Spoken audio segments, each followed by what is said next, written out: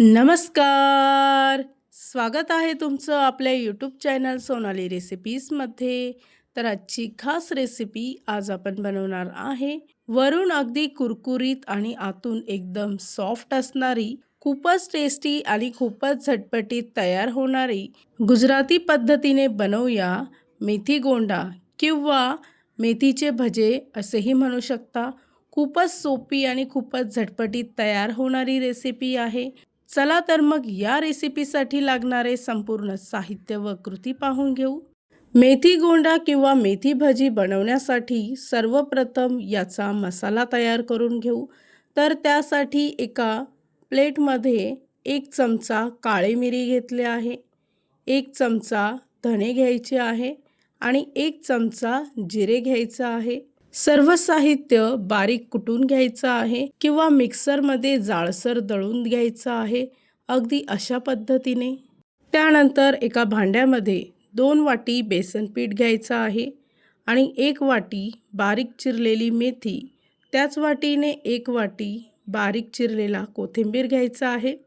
त्याचबरोबर दळलेला मसाला किंवा कुटून घेतलेला मसाला यामध्ये टाकून 4 ते 5 बारीक कट केलेल्या हिरव्या मिरच्या, 1 चमचा आल्याची पेस्ट, 1 छोटा चमचा हळद, 1 मोठा चमचा लाल तिखट घ्यायची आहे. त्याचबरोबर 1 चमचा धने जिरे पूड आणि 1 चमचा साखर घ्यायची आहे.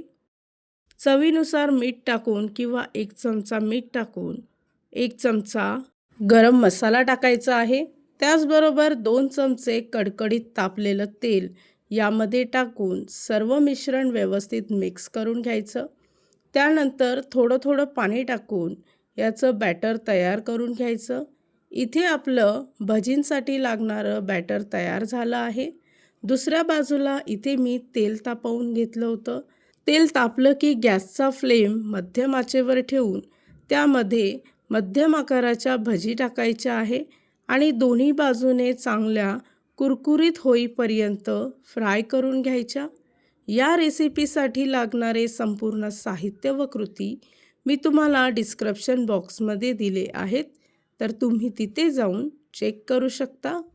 अतिशय चविष्ट आणि अतिशय झटपटीत फक्त 10 मिनिटांमध्ये ही रेसिपी तयार होते.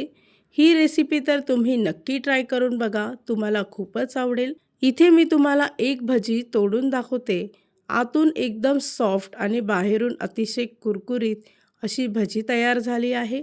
ही रेसिपी तर तुम्ही नक्की ट्राय करून बघा, तुम्हाला खूपच आवडेल. आणि जर का तुम्हाला हा आजचा व्हिडिओ आवडला असेल तर प्लीज लाईक, शेअर आणि कमेंट करा.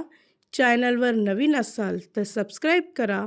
सबस्क्राईब केल्यामुळे काय होईल, जेव्हा मी रेसिपीचा नवीन व्हिडिओ अपलोड करेल तर त्याचं नोटिफिकेशन तुमच्या मोबाईलवर येईल.